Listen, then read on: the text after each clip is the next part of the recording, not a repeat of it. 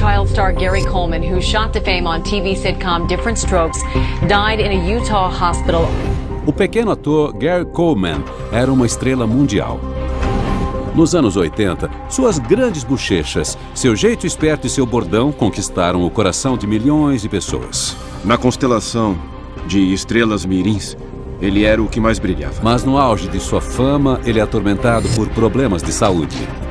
Diversos médicos, diversas hospitalizações. E quando sua carreira estagna, ele vai parar nas manchetes pelos motivos errados. Filing bankruptcy was my only reasonable alternative.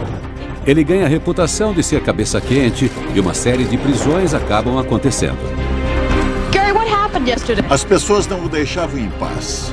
E a raiva dele aumentava. E em 28 de maio de 2010, Gary Coleman morre após um incidente na sua casa em Utah. Especulações logo começam a circular.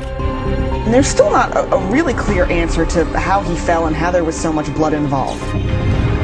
Eu temia pela segurança do Gary.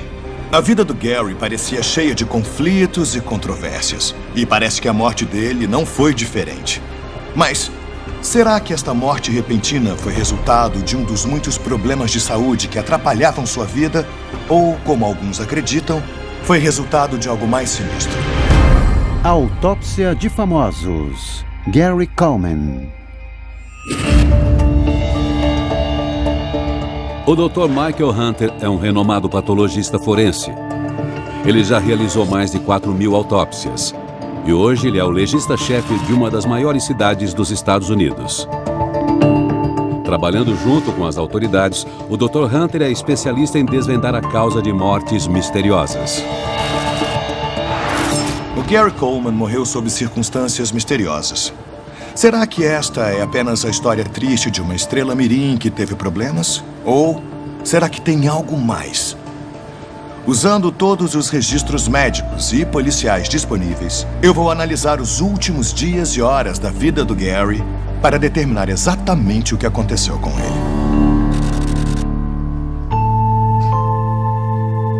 25 de maio de 2010, Santa Queen, Utah, 3 dias antes da morte de Gary.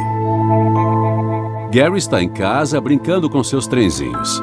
Ele tem esse hobby desde criança. O Gary era apaixonadíssimo pelos trens dele. Então, muitas e muitas vezes, ele ficava horas e horas imerso naquilo, criando outro espaço, outro reino para os trenzinhos dele. Então, ele adorava tudo aquilo. Gary mora com sua ex-mulher, Shannon Price, 18 anos mais nova. Eles se casaram em 2007 e se divorciaram um ano depois. Mas, apesar do romance conturbado, eles continuaram juntos. Nos últimos anos, Gary não tem conseguido mais papéis e diversas contas médicas por causa de uma série de problemas de saúde o deixam à beira da falência. Uma olhada inicial no histórico médico do Gary me mostra que ele teve diversos problemas de saúde durante grande parte da vida. Determinar se algum desses problemas contribuiu para a morte dele não vai ser fácil. Gary Wayne Coleman nasce em Zion, Illinois, em 8 de fevereiro de 1968. Seus pais, W.G. Coleman e Edmonia Sue, vieram de uma vida humilde numa área rural do sul. O casal trabalhava junto numa lavanderia num hospital de Chicago e estudava à noite para dar uma vida melhor para o filho. Well, it's that time of the year when you can get a Hubert doll at the Harris Bank. O pequeno Gary mostra talento como ator. E em 1977, com 9 anos, ele estrela um comercial para um banco de Chicago. O Gary foi descoberto por um caça-talentos que trabalhava para o Norman Lear. You can never have too many Hubert dolls, cause... O Norman viu o comercial e disse: "Eu preciso levar esse garoto para Hollywood." Foi exatamente assim que o Gary foi descoberto. Em um ano, Gary é escolhido a dedo para o papel principal de uma nova série chamada Arnold. Gary faz Arnold Jackson, um dos 2 irmãos adotados por um empresário rico após a mãe deles morrer. Seu rostinho fofo e jeito engraçado são um sucesso instantâneo e logo ele se torna a estrela do programa. Ele era tão engraçado.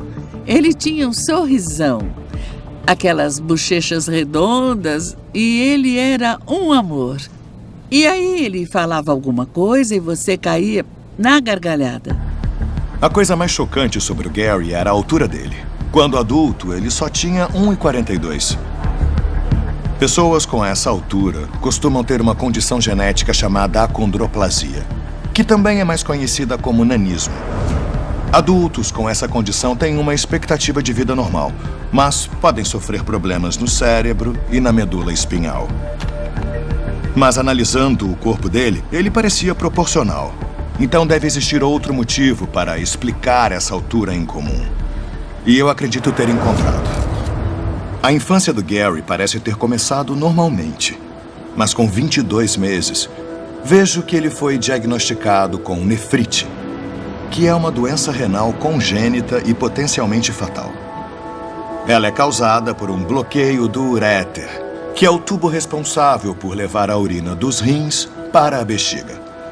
Essa obstrução faz com que a urina volte para os rins, o que destruiu completamente um deles e danificou muito o outro. Sem um transplante renal, o Gary não sobreviveria por muito tempo.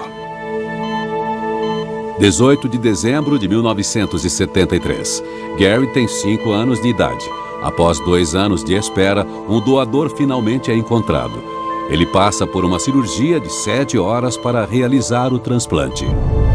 Aquilo foi um desafio que a maioria das pessoas nem imagina. Quando você é criança e enfrenta aquele horror, parece que não tem fim.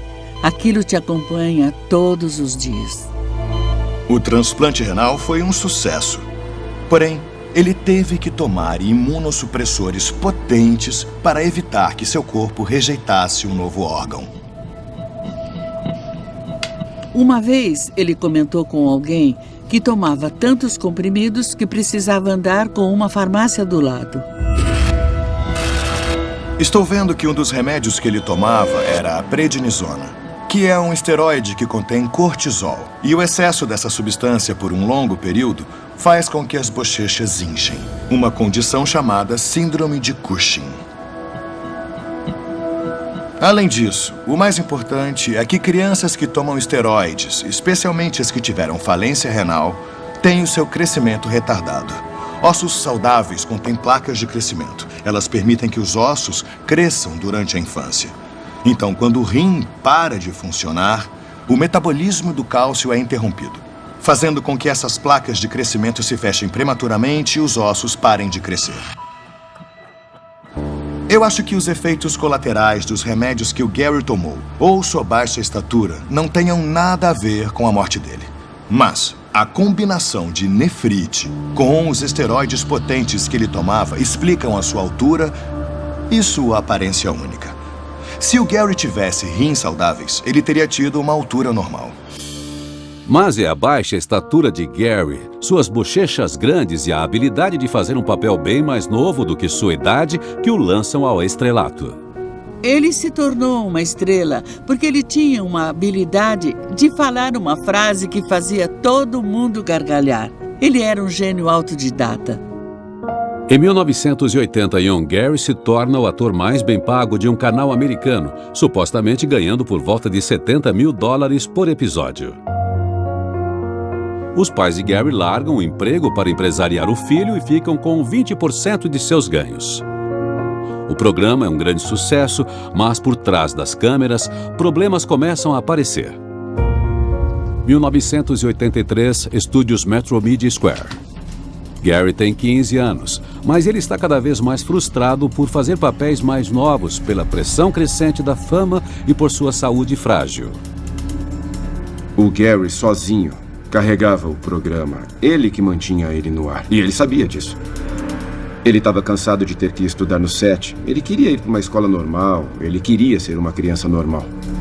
O Gary queria parar de trabalhar. Ele não queria fazer a temporada seguinte, mas os pais dele insistiam. Eles falavam, só mais uma e chega. O Gary disse que iria parar de trabalhar, o que significava uma grande diminuição na renda de várias pessoas que ele tornou muito ricas. O Gary estava claramente sob muita pressão durante as filmagens de Arnold. Ele trabalhava bastante e tinha uma responsabilidade enorme para alguém tão jovem. E eu achei uma coisa no histórico médico dele que indica que seus problemas renais foram algo recorrente durante toda a sua vida. Nós sabemos que o Gary passou por um transplante renal aos 5 anos. Então o que eu quero saber é por que ele estava fazendo diálise semanas antes de sua morte. 26 de maio de 2010. Hospital Utah Valley. 8 da manhã. 2 dias antes da morte de Gary. Ele está fazendo sua sessão de 4 horas de diálise. A diálise serve para limpar as impurezas do sangue. Ela funciona como um rim mecânico. O sangue passa por uma máquina e as impurezas são filtradas. Aí o sangue purificado é bombeado de volta para o corpo. Eu sei que o Gary passou por um transplante renal aos 5 anos, mas estou vendo aqui que aos 14 anos, no auge de sua fama, ele teve falência do rim transplantado. Então, ele teve que fazer autodiálise antes que outro órgão fosse encontrado para ele. Mas não há descanso para Gary, que continua trabalhando por horas no programa. No mundo das séries de televisão, você tem que trabalhar por horas, 15 horas por dia. E como ele se tornou uma estrela, ele talvez tivesse que se esforçar mais do que os médicos gostariam.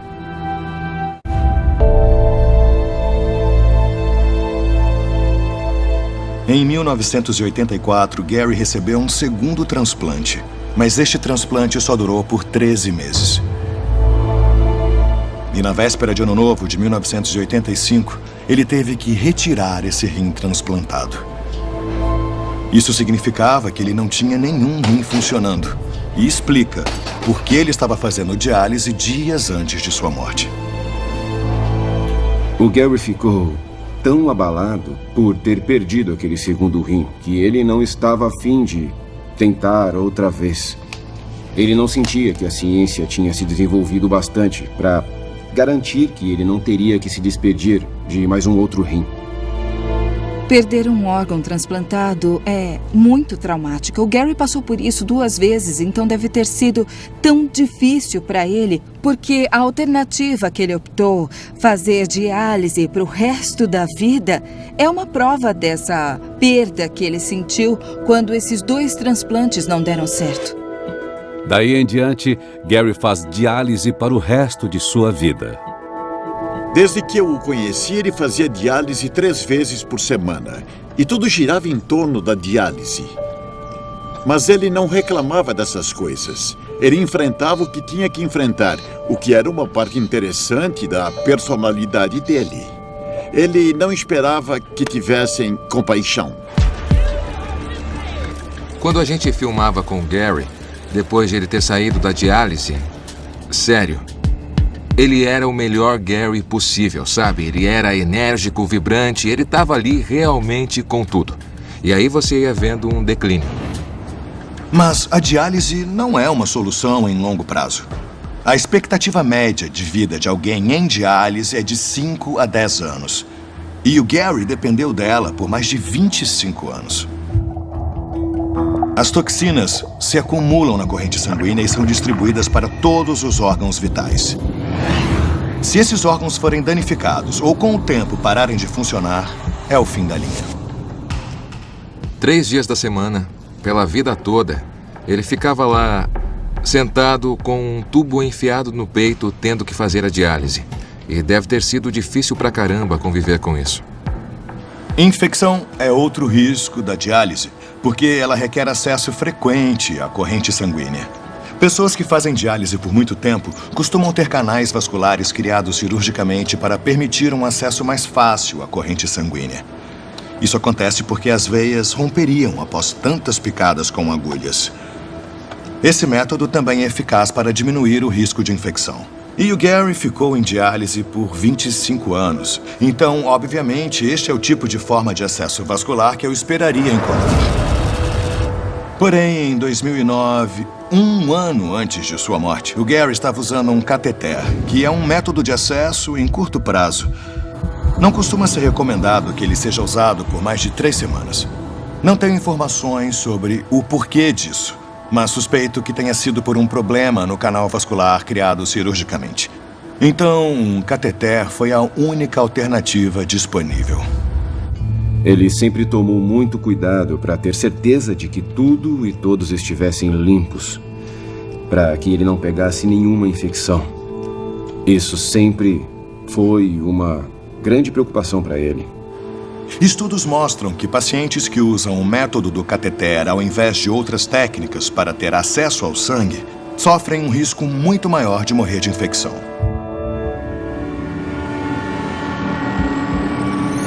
Isso ocorre porque bactérias, algumas resistentes a antibióticos, podem viajar pelo cateter e entrar na corrente sanguínea, resultando numa complicação fatal. Será que uma complicação fatal por causa da diálise de Gary o fez desmaiar, bater a cabeça e ocasionou a sua morte? Em 2009, o Gary teve uma infecção muito feia por causa do cateter da diálise. E ela nunca foi realmente curada. Era doloroso e isso sempre o incomodava. Tinha que tomar muito cuidado. Ele estava fazendo um filme no Texas, fez a diálise e ficou doente. Teve uma infecção que durou semanas. Embora o Gary tenha tido diversas infecções durante a vida por causa da diálise, não há nada nos registros médicos que sugiram que a morte dele tenha sido relacionada a uma infecção via cateter ou qualquer outro tipo de complicação. Está claro que o Gary levava a diálise muito a sério. E sem ela, ele teria morrido muito mais jovem. Era uma coisa que ele precisava fazer para sobreviver. Não tinha nada o que se discutir sobre isso. 26 de maio de 2010. 12h40. Esgotado após sua sessão de 4 horas de diálise, Gary volta para casa e encontra sua parceira Shannon na cama, vendo TV. Uma das grandes complicações de não ter rins que funcionam é o aumento do risco de uma doença cardiovascular. O estresse também é um grande fator que contribui para doenças cardíacas e sabemos que o Gary estava sob bastante estresse. A popularidade de Gary aumenta, assim como seu trabalho. Sua agenda é exaustiva. Ele não trabalhava só na série Arnold. O Gary trabalhava o ano todo. Ele basicamente trabalhava sem parar. E ele ainda tinha que lidar com as suas limitações físicas e seus problemas de saúde. E todas essas coisas eram, sem dúvida, muito intimidantes para ele, por assim dizer. As frustrações de Gary chegam ao ápice e ele começa a exigir mais liberdade para o seu personagem. O Gary começou a falar bem mais sobre o descontentamento dele, sobre se sentir meio preso. Ele queria ter uma voz mais criativa no processo de criação e nas falas do programa. O Gary fazia um personagem bem mais novo do que ele, então enquanto na vida real ele estava crescendo emocionalmente e fisicamente, na TV ele estava estagnado. Isso deve ter criado um grande conflito interno nele. Ele era um jovem adulto que era visto como uma criança por todos ao seu redor. A insistência de Gary em usar sua idade real faz a audiência cair. E em 1986, Arnold é cancelado. Quando a série Arnold acabou, o Gary quis se aposentar do showbiz. Ele estava esgotado. Alcançar a fama quando criança e ter que lidar com essa autocompreensão amplifica essa noção de não ter uma vida privada e também pessoal. É algo que pode ser muito ruim, não só no momento, mas depois, como adulto também. Para uma estrela mirim, quando o trabalho não é mais divertido, tem pessoas em volta dela que a pressionam para continuar. Então, o ressentimento cresce. Aquela sensação de estar perdendo a infância pode se manifestar como uma coisa que se dane tudo. Mas não é só a pressão de ser uma estrela mirim que cobra o seu preço. Quando Arnold acaba, estima-se que Gary tenha acumulado uma fortuna incrível de $18 milhões. Quando Gary fez 18 anos, grande parte da grana que ele esperava ver na conta dele simplesmente não estava lá. Gary acredita que seus pais e assessores o enganaram em relação ao seu suado dinheiro. Acho que os pais do Gary Assim como qualquer um faria, não pensaram que, ei, nós precisamos guardar uma grana porque algum dia esse rio de dinheiro vai secar. Em 1993, Gary processa seus pais com sucesso, mas após as custas legais, ele supostamente volta para casa com menos de $500 mil. O Gary acabou processando os pais dele, pois acreditava que eles administravam mal o seu dinheiro. Isso deve ter sido devastador para ele. Essas eram as pessoas que, na cabeça dele, o apoiavam. Se não podemos confiar nas pessoas próximas de nós, isso afeta nossos relacionamentos, não só profissionais, como pessoais no futuro. Mas as questões financeiras de Gary são só o começo. Seus problemas de saúde constantes continuam a atormentá-lo. Eu sei pelo histórico médico do Gary que ele teve cardiomegalia e teve que fazer uma cirurgia por causa disso. Outubro de 2009. Hospital Utah Valley. Um ano antes de sua morte. Gary passa por uma cirurgia no coração para substituir sua válvula aórtica. É um procedimento longo e complicado. O Gary, na verdade, fez diversas cirurgias no coração que as pessoas nem sabem. Pessoas com falência renal têm fluidos em excesso no corpo que deveriam ser eliminados pelos rins. O coração tem que trabalhar bem mais para bombear o sangue e o excesso de fluidos pelo organismo. E como um músculo, ele cresce, as válvulas enfraquecem e o risco de uma parada cardíaca aumenta. Substituir a válvula aórtica era a única opção dele. Era interminável. Diversos médicos, diversas hospitalizações e essas coisas eram caras. É por isso que ele precisava tanto continuar trabalhando no show business para pagar tudo isso. O Gary claramente sofria de diversos problemas cardíacos, mas não vejo nenhuma menção nos registros médicos de que ele tenha sofrido um infarto por causa do coração dilatado. Sendo assim, não acredito que os problemas cardiovasculares do Gary estejam relacionados à morte dele. Mas eu achei outra coisa no passado dele que causa preocupação e levanta grandes questões sobre seu estado mental. 18 de abril de 2009. 13 meses antes de sua morte. Após uma briga feia com Shannon, Gary toma uma decisão impulsiva. Ela fica sem opções, a não ser ligar para a polícia. Quando a polícia chegou, eles o encontraram num quarto, no andar de cima.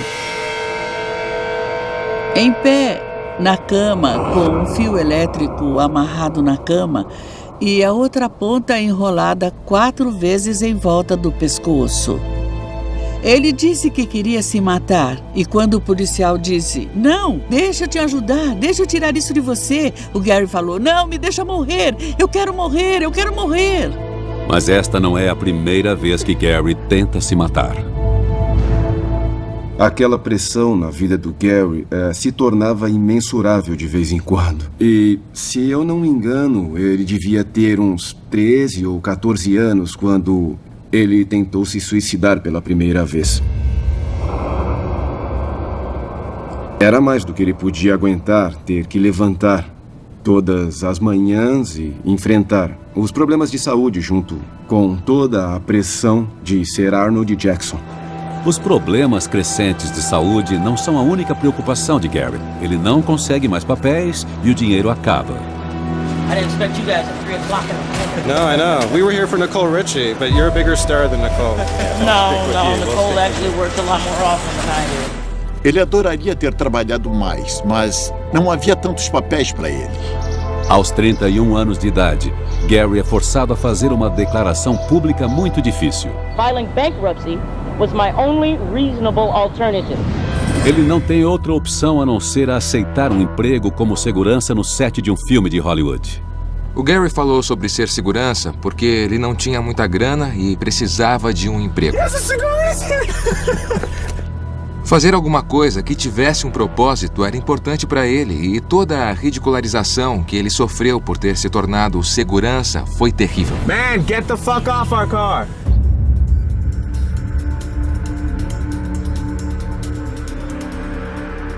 As pessoas reagiam como se ele fosse aquele personagem icônico, o Arnold. Eu acho que ele não queria mais ser uma pessoa conhecida àquela altura. Ele só queria ficar em paz. Ser uma das maiores estrelas dos Estados Unidos e ter que trabalhar como segurança deve ter sido extremamente difícil para o Gary. Deve ter afetado o ego dele e a autoestima. Ele queria ser visto como a pessoa que era. Ele queria se distanciar daquele personagem infantil do Arnold Jackson. Só que o público se prendia a isso.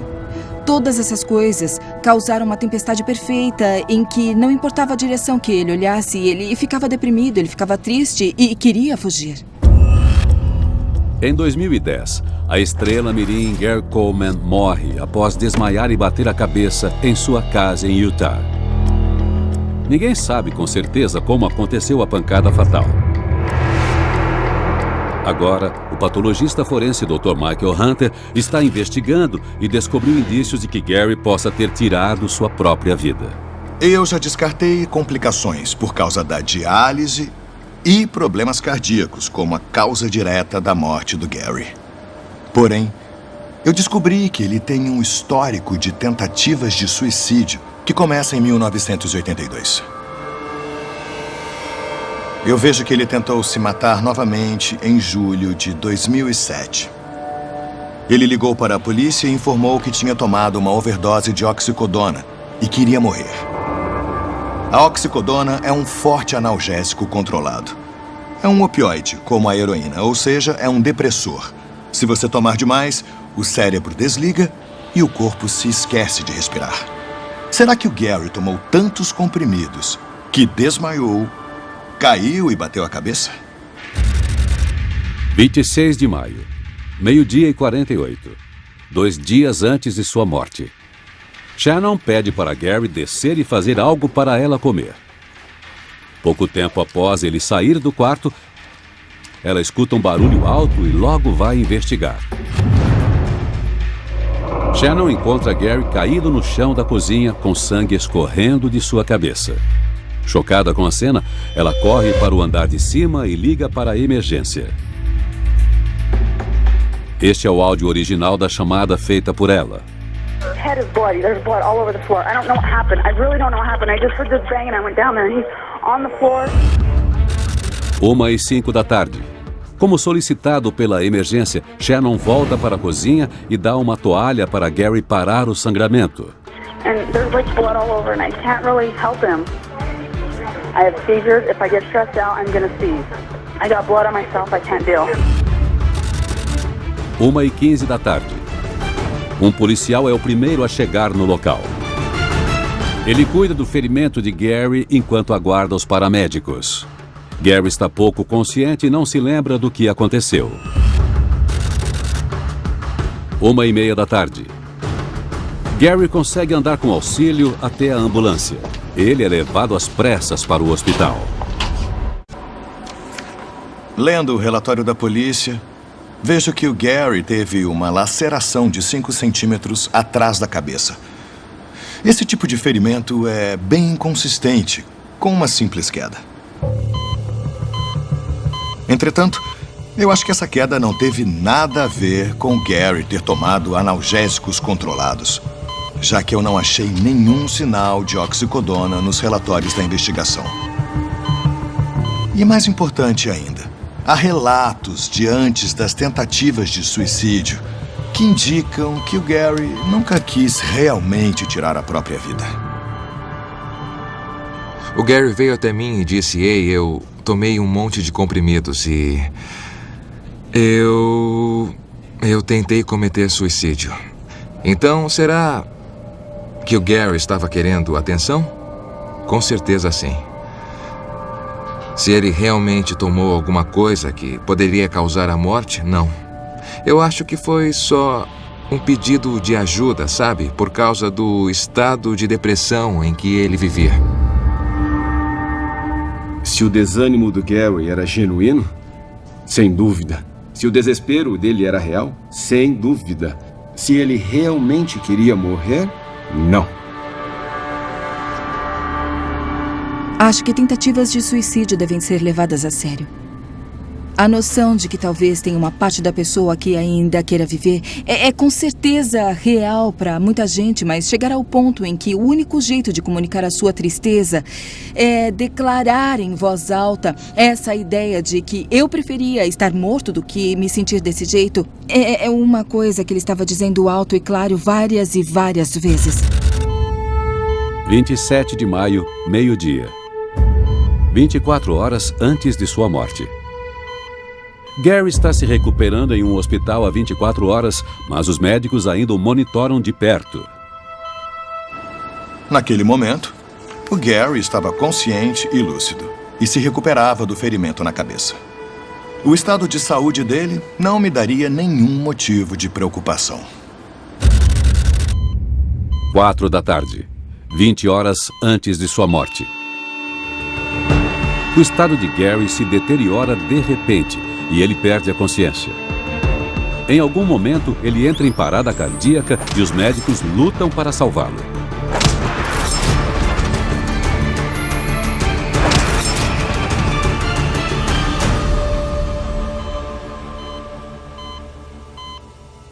O coração dele volta, mas Gary agora não consegue respirar sozinho e é colocado em aparelhos.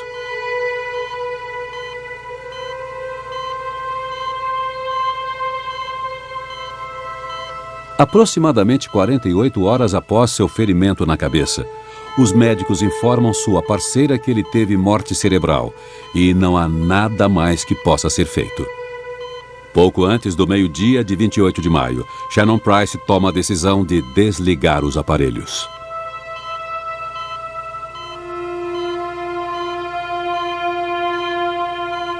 Ao meio-dia e 11, Gary Coleman morre, com sua parceira Shannon e sua família ao seu lado. Former child star Gary Coleman, who shot to fame on TV sitcom Different Strokes, died in a Utah hospital on Friday. He was 42. Eu estava no meu hotel em Londres. O meu telefone tocou e era um programa de TV querendo que eu comentasse. Eu disse, do que é que estão falando? Bom, ele está num hospital.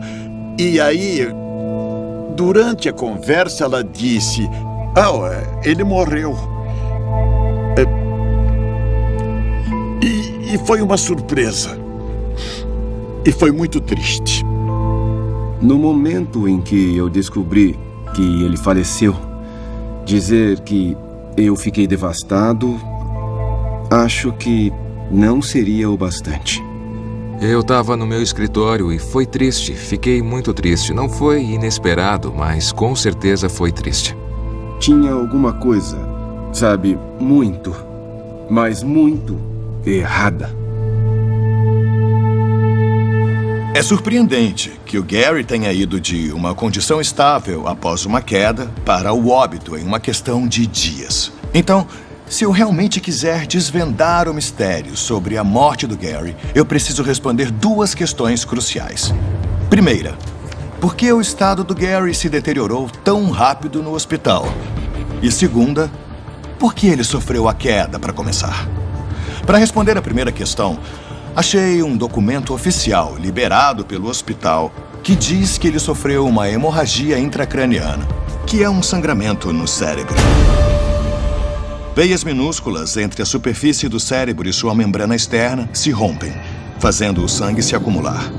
A pressão aumenta, comprimindo o tecido cerebral, e se não for tratada rapidamente, pode levar a danos cerebrais e à morte. Só que o Gary recebeu cuidados médicos rapidamente. E uma hemorragia intracraniana não é uma sentença de morte. Então, por que ele morreu? Eu acho que a resposta está relacionada aos problemas cardíacos dele. Após uma cirurgia como a de substituição da válvula aórtica, os pacientes costumam tomar remédios para afinar o sangue pelo resto da vida. E isso pode tornar até as menores lesões na cabeça algo fatal. A hemorragia interna é bem mais difícil de ser controlada porque o sangue perdeu a habilidade de coagular. Mas eu ainda não sei o que causou o ferimento que acabou levando Gary à morte. Alguns apontaram o dedo e culparam a pessoa mais próxima dele. Com a animosidade e o espírito dominador dela, Ele deveria ter fugido e se escondido. A situação financeira deles era muito ruim. Alguns dizem que ele valia muito mais para ela morto do que vivo. Eu nunca a perdoei por desligar os aparelhos. Não tinha o direito e fez isso muito rápido. Para entender corretamente como Gary morreu, eu preciso resolver o mistério de como ele sofreu o ferimento na cabeça. Alguns acreditam que o ferimento foi resultado de uma briga com sua parceira Shannon.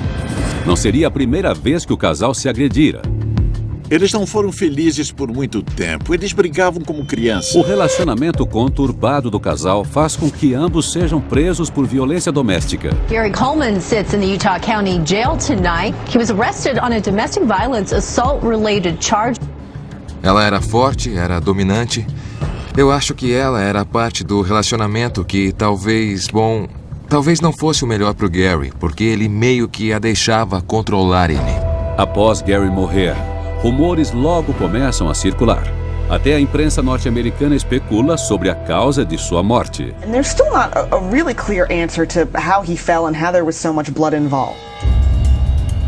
O relatório da polícia diz que eles questionaram a Shannon Price sobre o incidente e que policiais vasculharam a cozinha em busca de sinais de crime.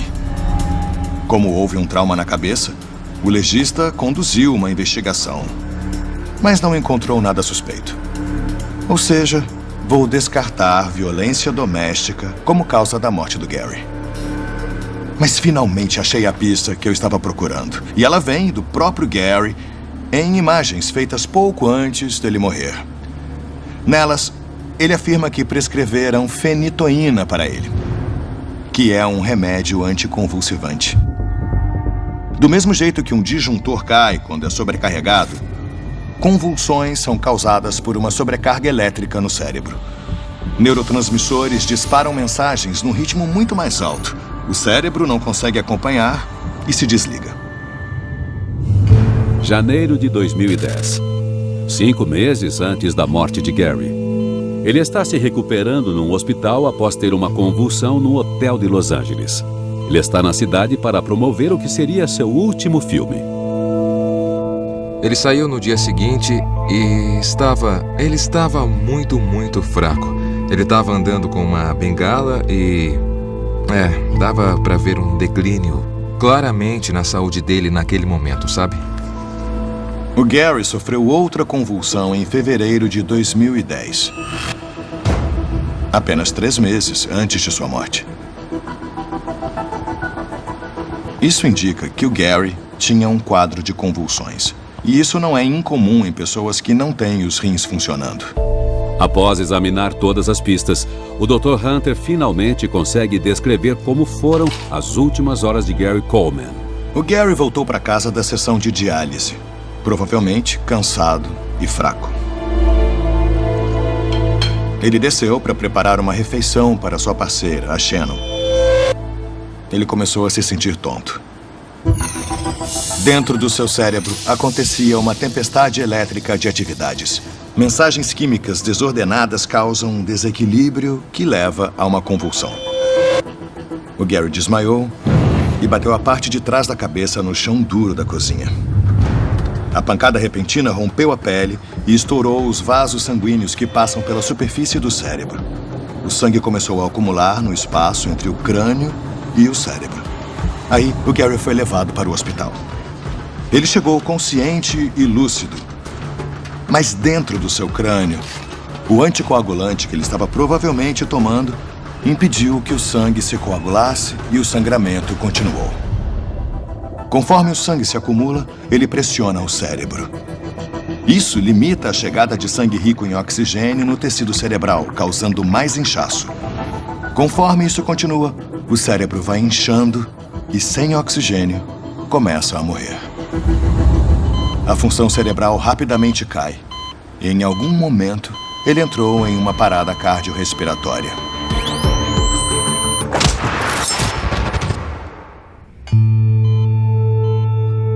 O Gary teve morte cerebral.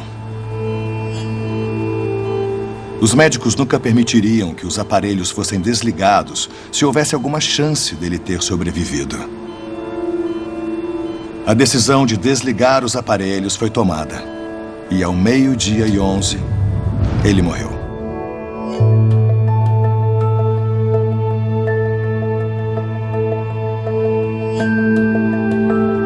O Gary era um lutador. Ele queria viver. Ele aproveitava a vida. Mesmo com todos os desafios, ele não estava pronto para partir.